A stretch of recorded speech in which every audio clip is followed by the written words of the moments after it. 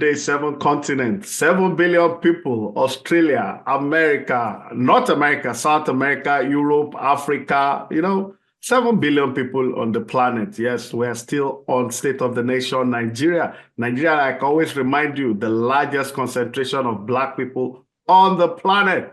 1 in 4 sub-Saharan African is a Nigerian. 1 out of 6 Black people in the whole world is a Nigerian. In America, where I'm domiciled, 7 out of 10 Black doctors are Nigerians. Interesting statistics here. Some will tell you Nigerians are the most educated migrating bloc to 1, 2, 3 of the 7 continents in the world. Some say 3, some say 2, some say 1. But then we are extremely educated, we're gifted, and we're doing well all over the world. In every continent, you find Nigeria. Go to New Zealand, Papua New Guinea, they are Nigerians. But yes, this is part 2 of the series State of the Nation. Last week, we had Professor Patu Tomi, a pan-Nigerian, great guy, and he's poured out his heart. He made it clear that our problem is failure of leadership. Today, we have another indefatigable heroine. Yes, most indefatigable, a special one for that matter, Professor Adenike Grange. Professor Adenike Grange, welcome to Atlantic Discuss. Thank you very much, Mr. Diolu Balogun. You don't have to use Mr. No problem. We're excited to have you. I mean, I'm sure you all know our Professor Grange has been Minister for Health. She's a pediatrician, a consultant, and she's all over. She's served Nigeria judiciously. I mean, she's a special breed, no doubt. And she's always, even when they tried to make her look bad, she was exonerated at the end, something that is very rare in our climb. So today, part 2, State of the Nation, Nigeria, and we really need to hear from her. She has been in government, she has been in private sector, she has worked as a consultant. And one of the things we're going to talk about is why the health system in Nigeria is not really working for the people. But Prof, I'll call you Prof now. For starters, is this the Nigeria of your dream? Is this what you envisage it to be at this stage in our history? Certainly not. Why, man? Well, the Nigeria of my dream changed throughout the years, through my lifetime. Oh, wow. As a child, you would dream that everything would be perfectly okay, 100%. I would have the opportunity to do what I wanted to do in life, like learn medicine. The first thing that was wrong for me was that the school that I was attending did not have laboratories because it was freshly built. It was Methodist Girls High School. So without laboratories, my father said, well, how are you going to learn, how are you going to do medicine? And so he decided to send me abroad. Middle of my sojourn in that school. So I did my schooling abroad. And while I was abroad, I was still dreaming of Nigeria, that yes, I would come back and give back to Nigeria once I finished my studies and all that, which was what I did. Despite the fact that I was being invited to remain in England. I said no, particularly as my father wanted me back home. My parents wanted me back home. So I came back, and then my dream was that I should be able to, again, give back in my profession, manage patients very well, and teach students, teach nurses and all that. And I focused on that, on those issues, and that was okay. And not knowing that really the environment at that time was quite conducive, and that was why I was able to focus on those issues that brought me up to the level of professorship. Of course, through the rank, I rose through the rank to the level of professorship. The other thing that I was experiencing then was that I was a minority as a female that field. But, things were not bad. They were not too bad. And again, I gained the golden fleece, as they say, and so everything was fine. But then, as I became more enlightened about the fact that, strictly speaking, you cannot divorce professionalism or the professions from politics, because some of these things that were promised us in the university and in the teaching hospitals, we couldn't get. And so our performance was diminishing, and there were strikes here and there. I'm sure you know about that. Yes, a lot of it. Yes. And that was what really gingered us up to say, look, there is something wrong here. We have been paying a lot of attention to the professions, but the politics have been going wrong. The political leadership was not thinking the same way that we were thinking. And so the dream, of course, started to change, that how could one help in this case to to change the environment?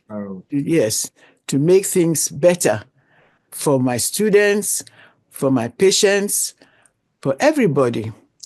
Of course, we failed because we ourselves were not involved in politics.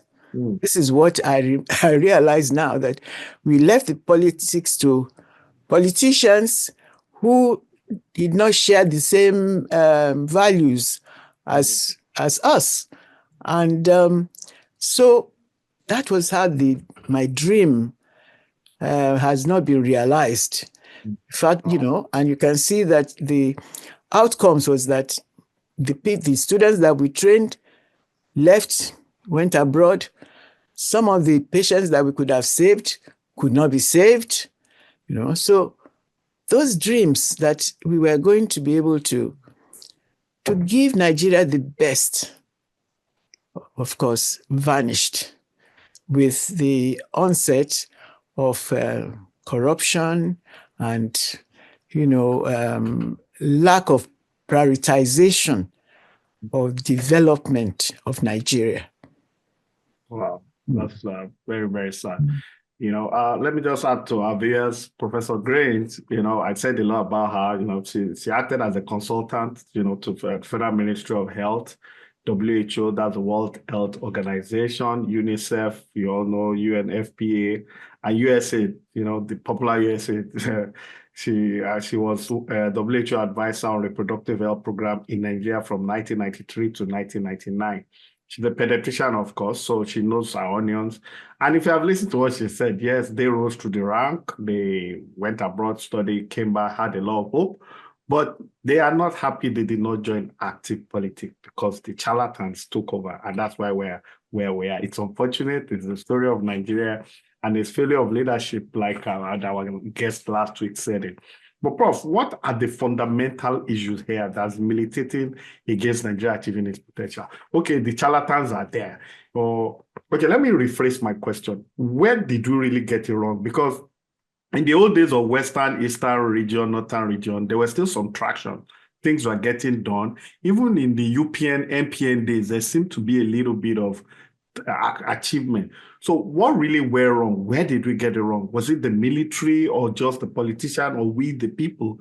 Because I've discussed with some people and we all kind of agree that maybe we, the people, maybe we're also inherently dishonest in our own way. But I'm asking you now, where did we get it wrong? Where exactly? I don't know that we can pinpoint where exactly, but when we gained independence, things were, the people were very happy, and already we had professionals who were in politics. So these are people who knew their onions, and they also had dreams. You dreamt of a Nigeria that will almost rule the world, rule Africa to start with, And so these were people with ambition, with a vision for Nigeria. But unfortunately, the problem was that they were not able to actually control things, to control the populace. And so corruption crept in, and then the military took over to try and, they said, to remove corruption. But unfortunately, from that moment, we went down, down, down, down, further and further into corruption, more and more corruption. So what I would say is that a lot of things were left to chance, at that time. There was no real planning and to think of what would be the checks and balances, what are the opportunities that you're creating, and what would be the challenges to these opportunities and all that. There was no real planning. And I think leaving things to chance gave charlatans the opportunity to take over. Wow. That is my own vision of this. It's my own, but and then we ourselves, we were not involved. We should have, had we been involved, those who were there before us could have passed the baton on to us. So, but because we were not involved, the people just, the charlatans just took over. And I think that is what happened. Now, of course, with the military had the gun power, and that overwhelmed the people who could talk. The word power was submerged by gun power, So the unfortunate thing was that we went from one military to the other with something else in between, like a republic in between, which did not last long, not long enough to have traction on what we actually want to develop. Because developing a country depends on consistency, depends on continuity, and it depends on, being able to go from one political regime to the next political regime smoothly. That did not happen. Immediately we had a republic. The soldiers were itching to take over again, and they took over, and so on and so forth. So we kept changing from republic to the to military, and that of course does not make for development. You cannot develop that way. There is no continuity, and then the next generation began to see that, oh, you really didn't have to work so hard to make money or to get known or to, that was the message they were getting. And so they began to think, okay, those of them who did not want to work hard stayed behind and kept taking over from those in politics. Those who wanted to work hard went abroad to, to hustle. Yes, to develop themselves. Unfortunately, they did not come back to help to develop Nigeria. So you could see the way Nigeria was being scattered, I think. It was really scattered. And in the process, too, we began to see ourselves as, oh, by the way, we are not really one Nigeria. You know, we have people in the north, in the south, so that gave us that opportunity to start thinking, okay, we are going to try. We from the south, we are going to try and see that we get the we get the government all the time, and the one in the north, oh no, you are not going to, So there was that challenge again.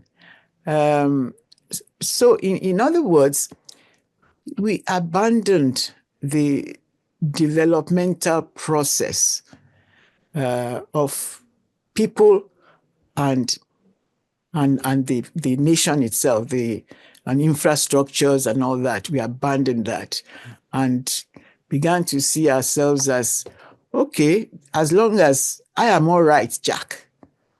There's nothing, no problem, Wow. And that was the message the younger ones were getting. Wow. That's really, really sad. But is there a way out of it in lieu of all that is happening? I mean, when you look at it, in the past, our elections used to be free, but not fair. I say this a lot. Now they're not free, they're not fair.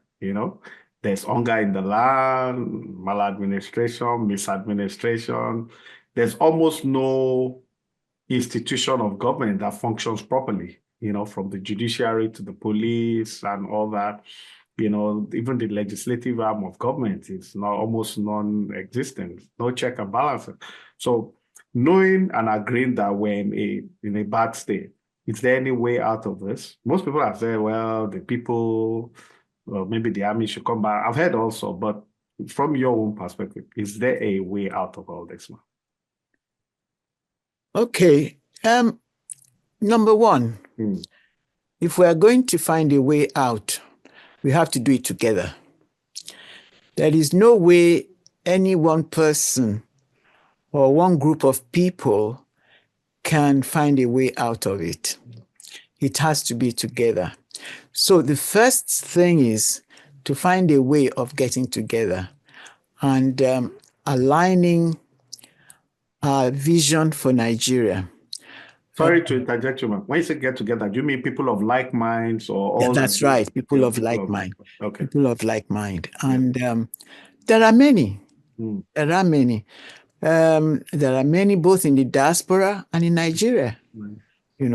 Recently, we've been trying to look at the diaspora to see how many people are willing to at least maybe not move back completely, but to get to Nigeria and see what they can do to help repair the damage that has been done to our society. Yes, our government, our governance, not the government, the governance. So I believe really that citizenship is now what we have to focus on. Citizenship. The leadership, unfortunately, has refused to listen. Some of them know that we are going down the wrong path. Some know, but for some reason, they are not willing to get us back to the right path because either they have pressures, on them from outside or pressure from within, So it is now up to the citizen to ring the bell and say, look, we have to get back for many reasons.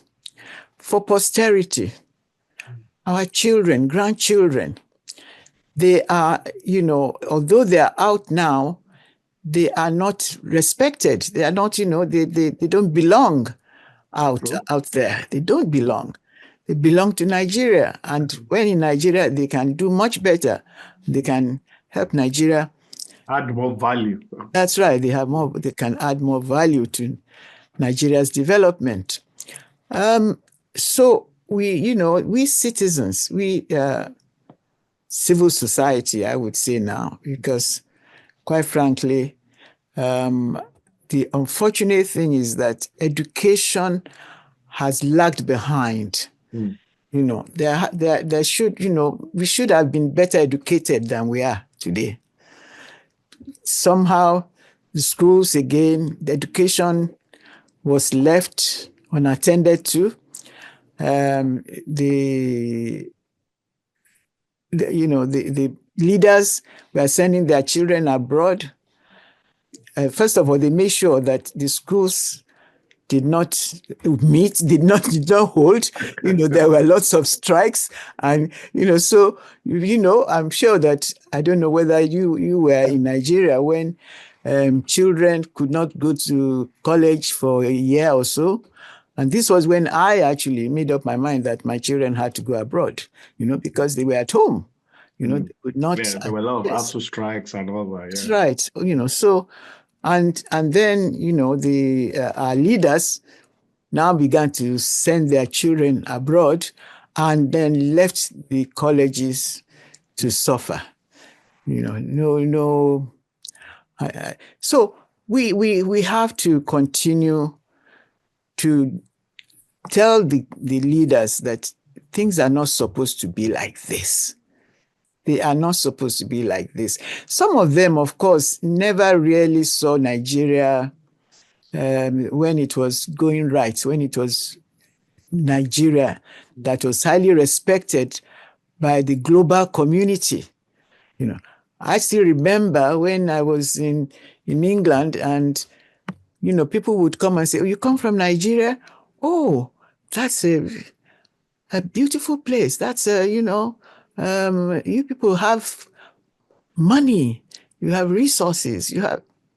Yeah, I say, okay, that's good. But that changed. As we said, it changed. What we need to let this government know is that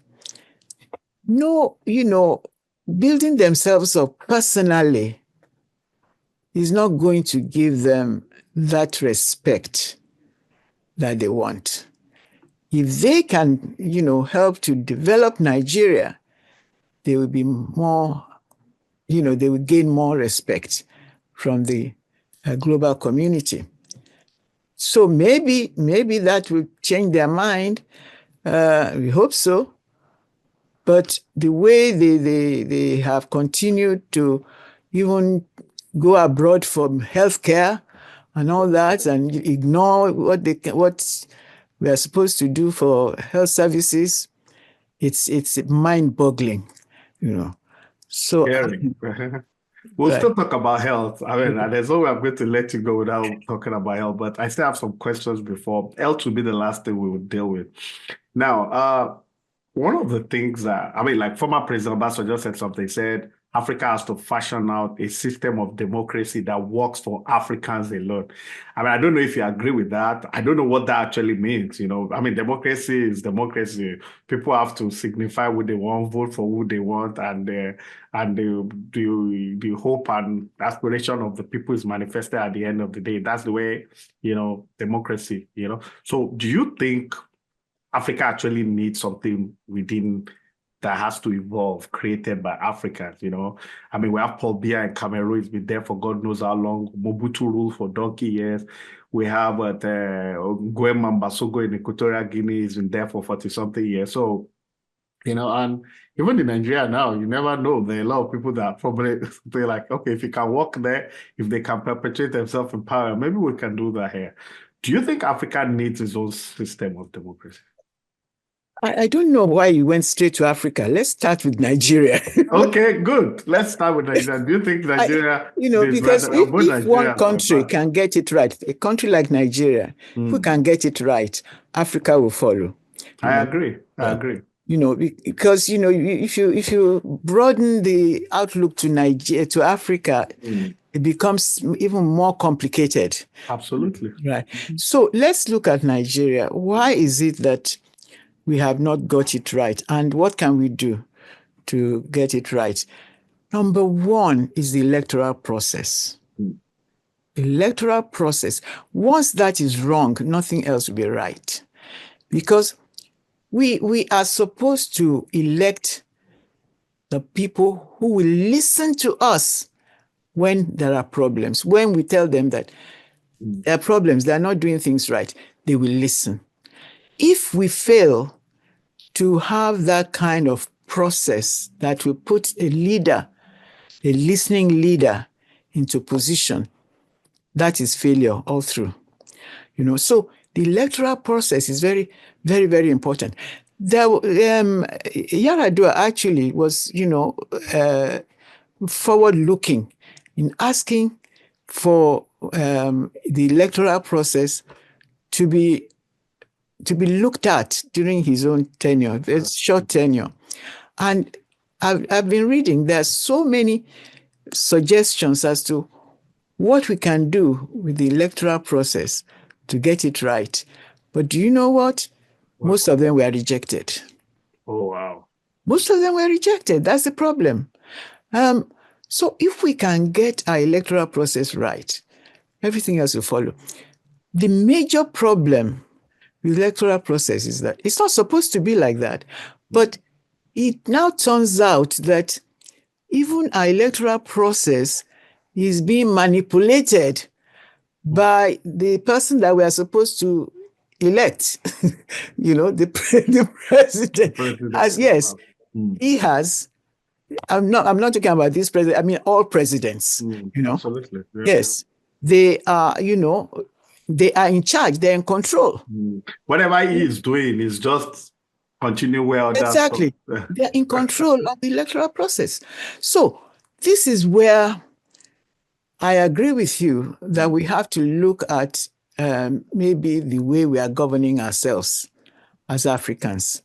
Because the way we are governing ourselves now, it seems to leave room for manipulation by those whom we have not elected. So if we look back, somehow when you look into the primitive system, I call it primitive, but let's say before we adopted Western value system, our people were able, the leaders in the communities were able to be more in control, but sometimes it was with force, which was not true democracy, So, but if we look at that and remove part of what we had to remove, what is not good for people, there's lack of empathy, and there is it's not egalitarian anyway, So we can look at how we used to govern ourselves and see what we can do to make more people accept governance. Because the problem now is that some people accept, others don't accept, and we are all coming from different systems. Some systems are from they are oligarchic, some were sort of autocratic, a few were democratic. So if we can bring them all together and adopt the democratic system, there's no going back.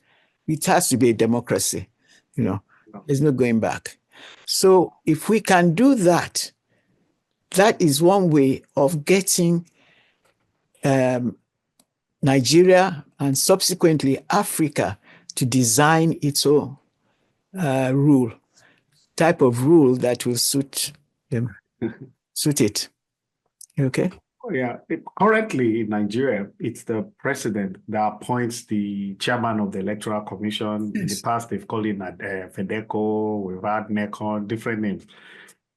Who would, in your opinion, would you think should make such appointment? Because the president himself cannot be an umpire in what, he's involved in, he's running for office and all that.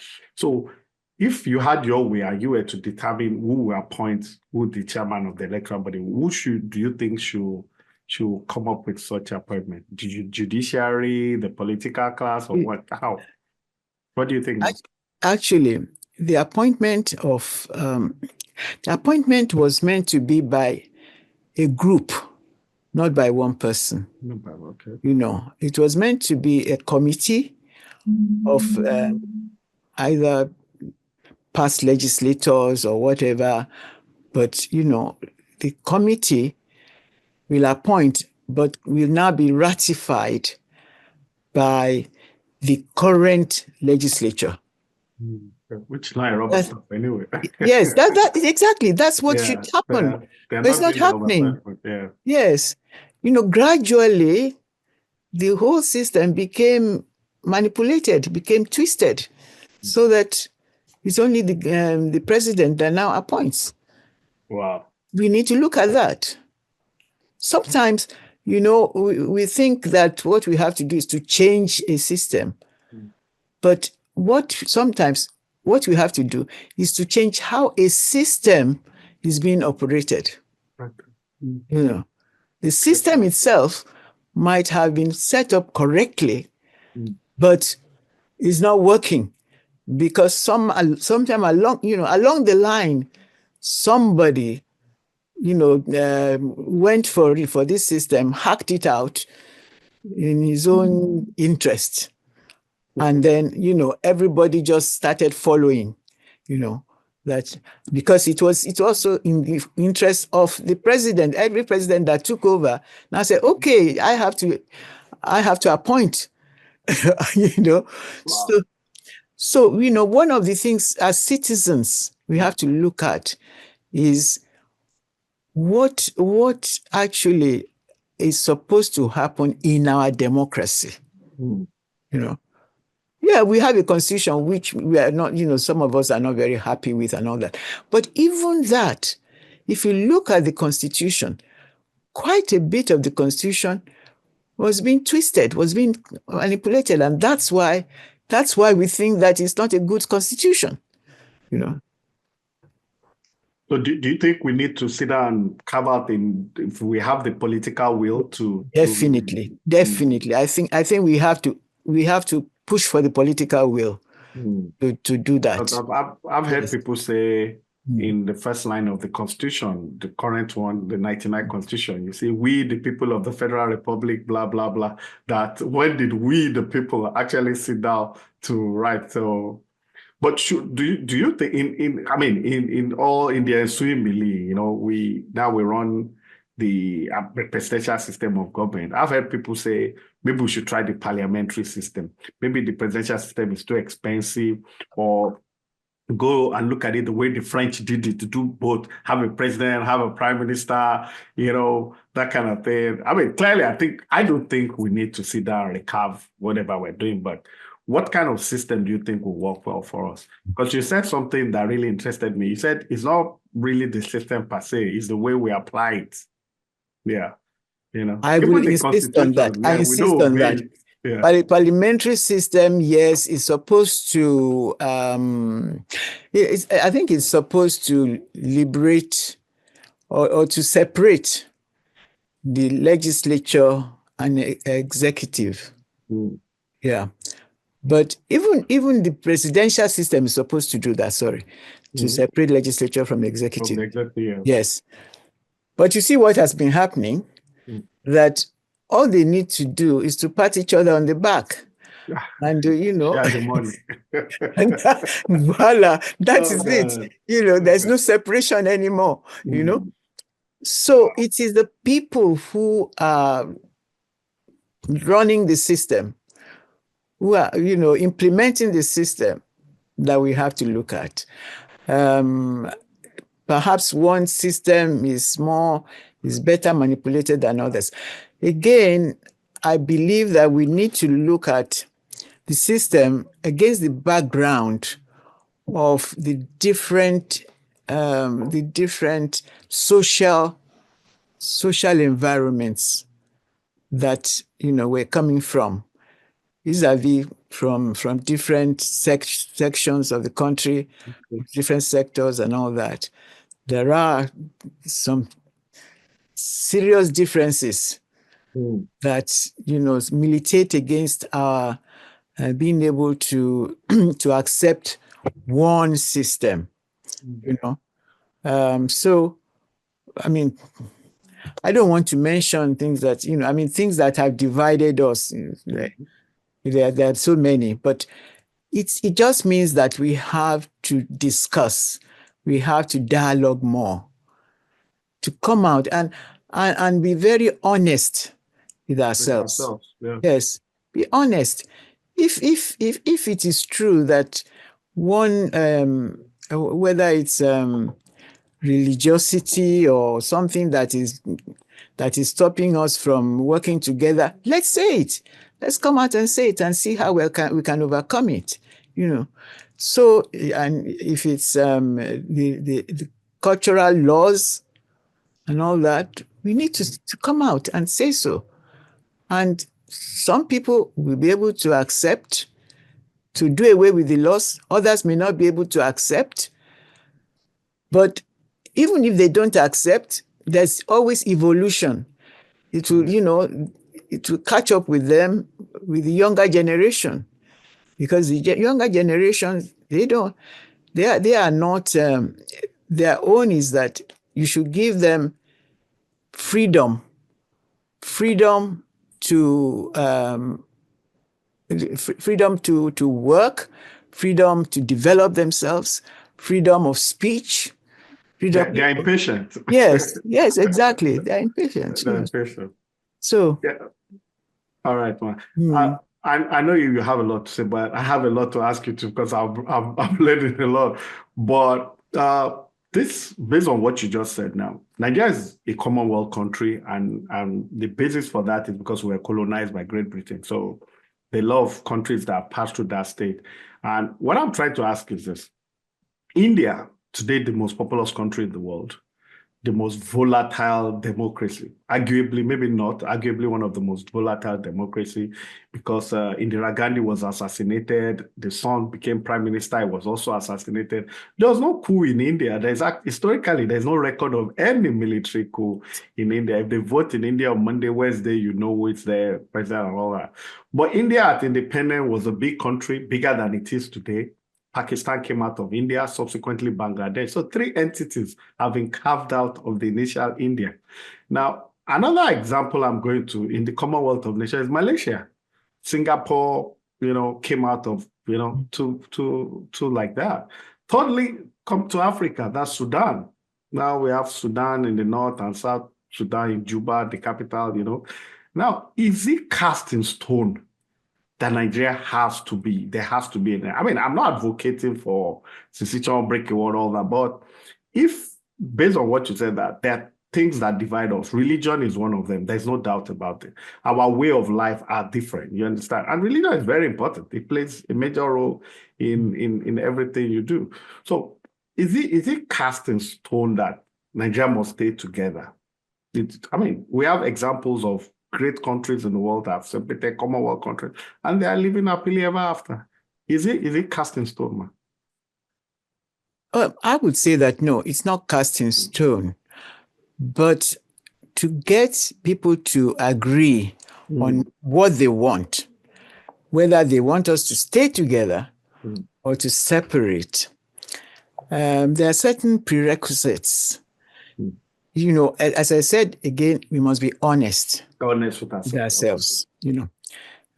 Secondly, we must, because there's so much suspicion among ourselves. There's so much suspicion. If we, what do we want? Whatever we want, it should be in the best interest of the country, whether together or not together. If it's in the best interest of the part that wants to break away, if it's in the best interest of the country for them to break away, because if they don't break away, there will be trouble. There will be, you understand what I'm trying to say? I do. Just as we are having a lot of insecurity today, is it in our best interest to continue to stay together with this insecurity looming over our heads? Or, is there any other way we can look at the development of Nigeria to be able to remove this sword of Damocles of the insecurity? from over our head. Again, it has to be done through dialogue. Through dialogue, because the alternative is not pleasant. The alternative is that people will be trying to protect their own way of life, their own, their own opinion as to whether Nigeria should stay together or not. I'm saying that opinion should be looked at by everybody, not just, not saying, okay, we are going to go away, or the South, we are going to go away, but everybody. And it should then be in the best interest. You want economic progress. You want security. We want, social progress. So, there should be empathy. There should be, we don't want to lose our humanity in the process. And all these things need to be considered. If we can preserve those things when we are together, we must lay down what it is that we have to do if we are together. What must we do to preserve this? If we cannot do them, then we have to look at the alternatives. We've never had that kind of dialogue. We've never had that kind of conversation. We have to sit down and look at ourselves in the face. Exactly. And be brutally honest. That's it. Let's be brutally honest. In the last 10 years, they've killed more Christians in Nigeria than anywhere else in the world. That's appalling. Yeah, I mean, it's very sad. Very sad. Very sad. Yeah, and and all these things are sort of swept under the carpet. Yeah, it is. The entire conversation about whether it's best for us to be together or not together is just left untouched. We have to talk about it. What of in the First Republic? I mean, you're far older than I am, so you have better memories of. We read about it. The First Republic, we had the northern region, the western and eastern region, and I remember when Awolowo, I think the first university was it UI? Yeah, UI. Awolowo did UI. Then I think Zik commissioned Amadu, Okpara commissioned Nande Azikiwe, Nsukka. Then the northern government then under Saudana commissioned Ahmadu Bello University. Awolowo did the TV station. Everybody followed suit. So my point is there was some level of healthy rivalry at that time that maybe if we had left the region, we had the Midwest eventually, there would have been rivalry, but it would have been healthy and would have moved at a pace that was symbolic, Some of all these 36 states, everybody going to Abuja cap in hand to collect monthly allocation, the oil people. Because at the end of the day, the people that own the oil, no matter how much you give them in percentage in derivation, they can't be satisfied. Now we have gold, manganese, or we don't even know where the money for those are going, So there's really no control. So my issue here is this. Do you think if we go back to the First Republic, the regions, confederating units, maybe we just leave, we remove a lot of things from the exclusive list, take it to the regions, let the center just handle military, foreign policy, possibly even agriculture and some other thing, then policing and all that goes to the region. Do you think that will work for us today, the way it worked then, or we are past that period? I don't think we've passed the period. I think, you see, what was happening at that time was pre-oil era. There was no oil at that time. Since then, we have discovered that we have a lot more resources. And instead of our leadership trying to get to manage those resources for the progress of Nigeria, unfortunately, they are not doing so. So this is where it behoves us to look again at ourselves vis-a-vis the economy, we've looked at politics, as you said. Politics and economy, they go together. With the economy, because we now realize that we have more money, more resources, the politics have become fiercer. It's even, many more people have become more interested in politics just so that they can get to the resources. Easy money. Yes, that's the problem. So again, this is something that is happening against the backdrop of we having separated ourselves into states. Or we didn't do it. I mean, one leader did it. Military, yes, military, in the military era. But if we look at how to manage states, they are manageable. They're manageable. But we have to again look at the Constitution. The Constitution gives, unfortunately, a lot more to the federal than to the states. So, it's more centralized than decentralized, although states are supposed to help to decentralize the system. But there is more in the center. Again, this is something that we have to look at, because the center controls the military, they control the police, they control, everything, really. And then just hand over, something to the states. And so this is where we have to look at our Constitution. Again, you see, I have, the little bit I know about the Constitution is that it's not really supposed to be like that. Yes, there is what you call exclusive list and, other list, concurrent list and that. But, exclusive lists definitely needs to be looked at, because some of it should be concurrent, like the police. There's no way of managing law enforcement from Abuja, down to village level. It's not possible. So we need to look at that system, and which means looking at the Constitution. So if we look at the Constitution in that manner, it means that we are agreeing to be one. To get my point. So yes, we're looking at the Constitution that has brought us to be one. So we're agreeing to be one. Again, we have to look at ourselves as, can this Constitution be changed in a way to favor everybody, or do we have to separate? So that's the question, the fundamental question. If you say that we must not separate, then that Constitution has to change so that it can favor everyone. If we have to live in peace and yes, harmony. Exactly. I have two more questions. I know you, so that I know we'll have things to do and all that. But one will be on health, and the other one will be in lieu of our present situation in Nigeria today.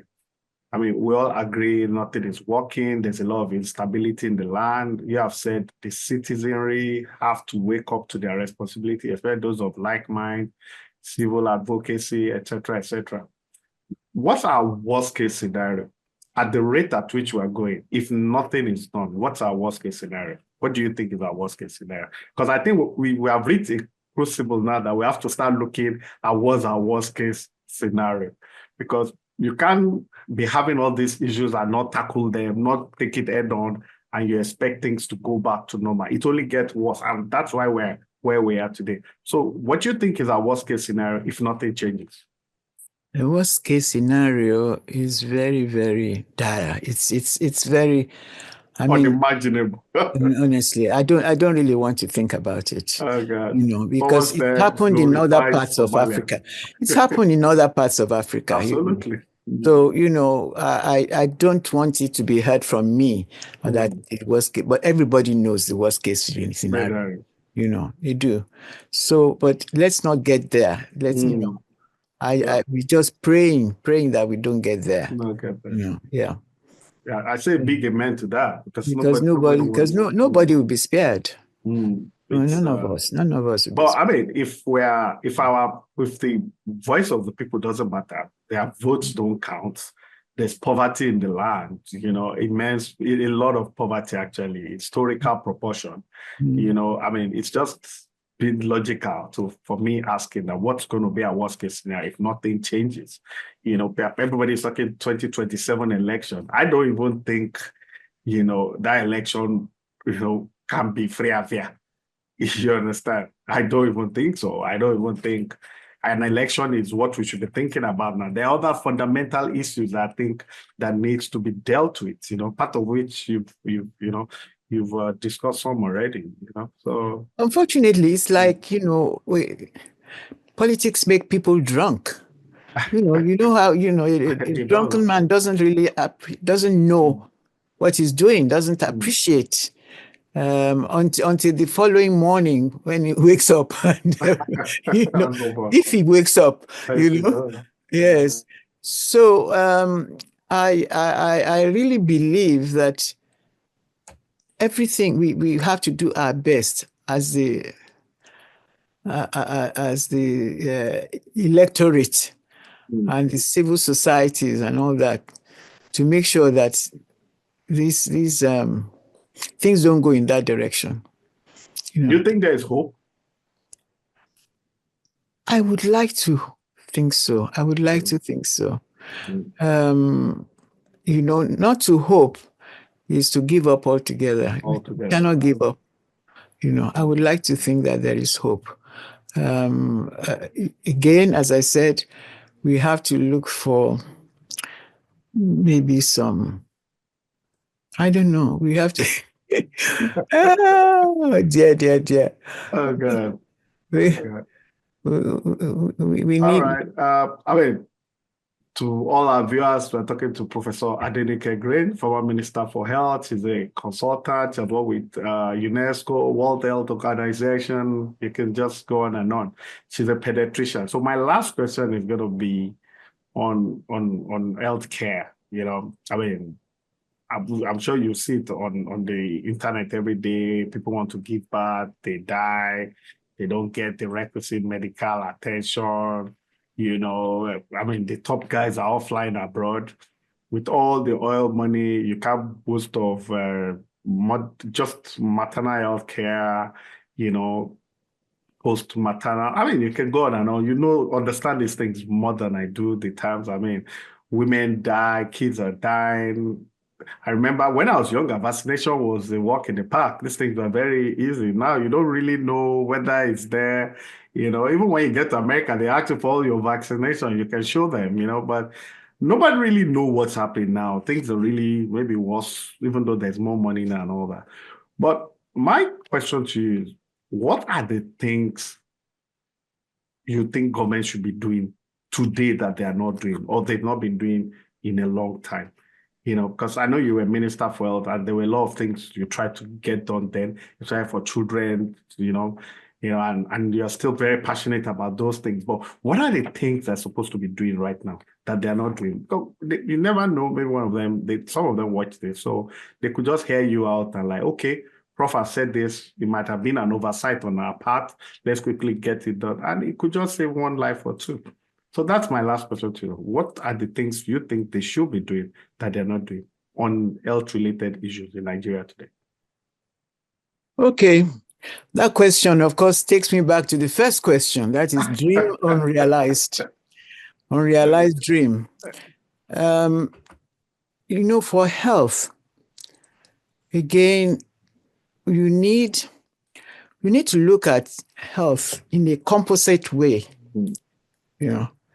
The health of the population and the health of the individual. Health of individuals, if managed properly, will coalesce to give us better health for the population.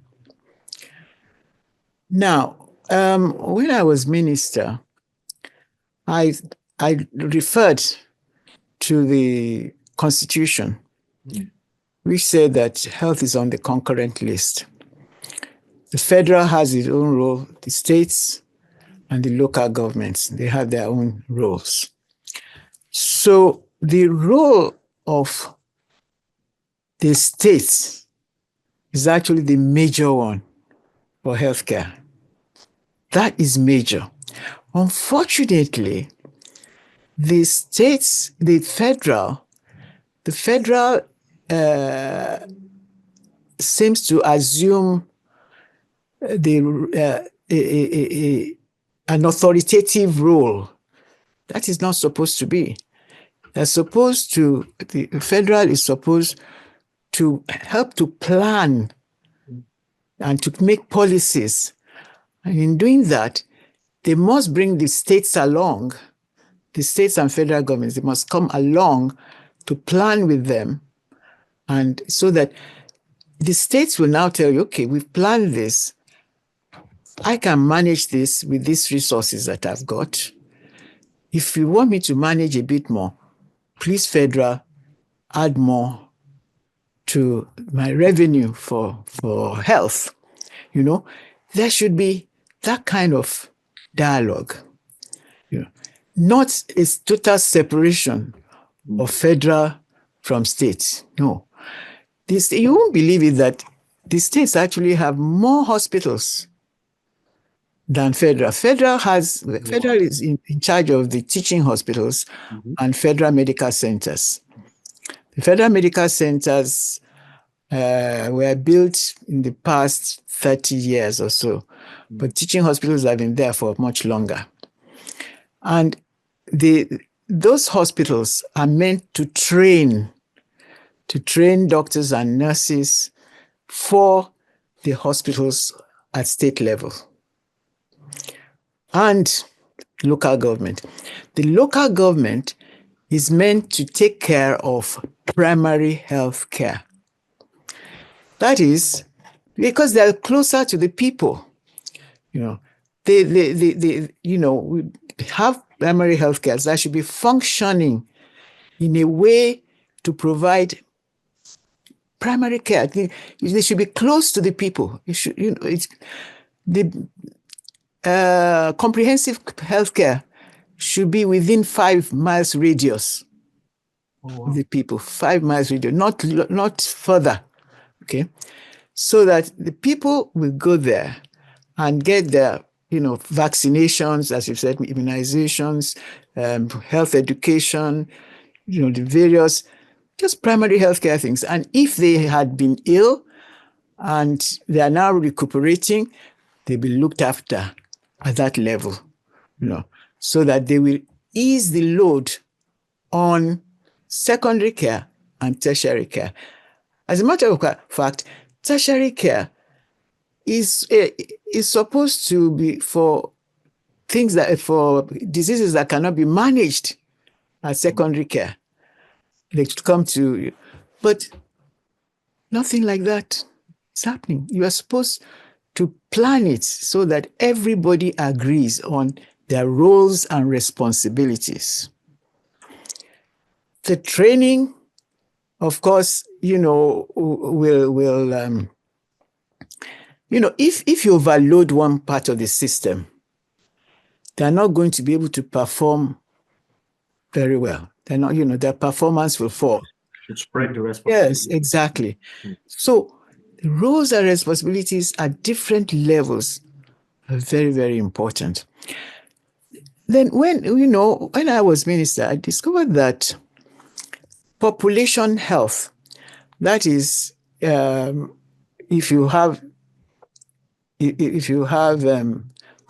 non-communicable diseases or uncommunicable diseases, communicable diseases like cholera and things like that, and they needed to be looked after in a public health way because it's public health, and that is again different. Public health, the health of people that are traveling and things like that, the population health. So that was why, during my own tenure, we proposed that we should have the National Control of Diseases, the Nigerian Control of Diseases, just like it happens in America. Yeah. So we've got that, that is functioning well, I think. And they were the ones that actually helped with the pandemic. Without them being properly financed, we probably would not have survived that pandemic. Wow. So they were handling the pandemic. Now, so there are ways and means of handling healthcare.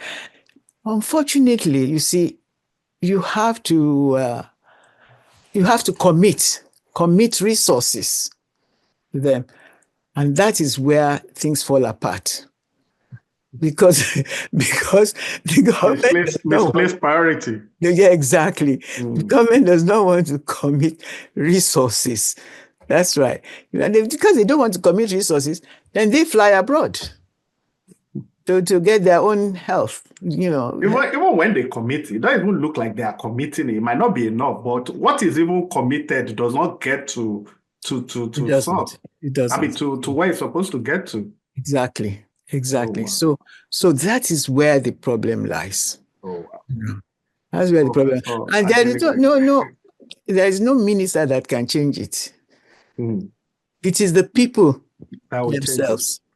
Wow. Thank people, you, Prof. And they realize that, look, it doesn't have to be like this. We too, we deserve good health care. We deserve. I don't know whether you heard about blackouts in UCH recently. Yeah, I did. Oh, of course, I did. There was no electricity for so long, so many days. No electricity for so long. It's unbelievable. Doctors could not do anything. And I read somewhere that royal family in Saudi Arabia used to come to that same UCH in the 60s, in the early 70s for treatment. It was our pride and joy. Oh, wow. Because, oh, wow. So doctors could not do anything. It was the people, the patients themselves, that now started crying out. And some of them apparently even brought generators. Oil-producing country. Yes. So, how do you leave your healthcare in that situation and then you fly abroad? It's not done. Serious people don't do that. Thank you so much, Prof. We are pressed for time. I mean, it's clear, she said it. The people of like mind have to rise up. The office of the citizen has been abdicated. There's no doubt about it. Yeah, you just have to rise up to the occasion and fight for what is theirs. We don't value education, so I'm not surprised we value health. The legislative arm of government, they are not performing their oversight function. So we're really in what some people have been trying to say, maybe a failed state. I mean, I've said it too in the past, but unlike before, I have more hope than before myself, So it's a wrap there. I mean, it's Friday, it's a wrap. So we'll be back next week. This is State of the Nation. Let me just say one thing, though. That Go ahead, man. In the diaspora, yes, sir. We're trying very hard to see what we can do to reverse the situation now. We are trying, we're just coming together, and we'll need you. We'll need you. Yes, well, I'm here, I'm available. I mean, for the record, Professor Grange is the first female health minister. I mean, the pediatrician of international repute. So everything she said on health, you can take it to the bank. So to all our viewers, wherever you might be, the 7 billion people in the 7 continents of the world, it's a wrap there. Thank you all. See you next week, and God bless you. Bye.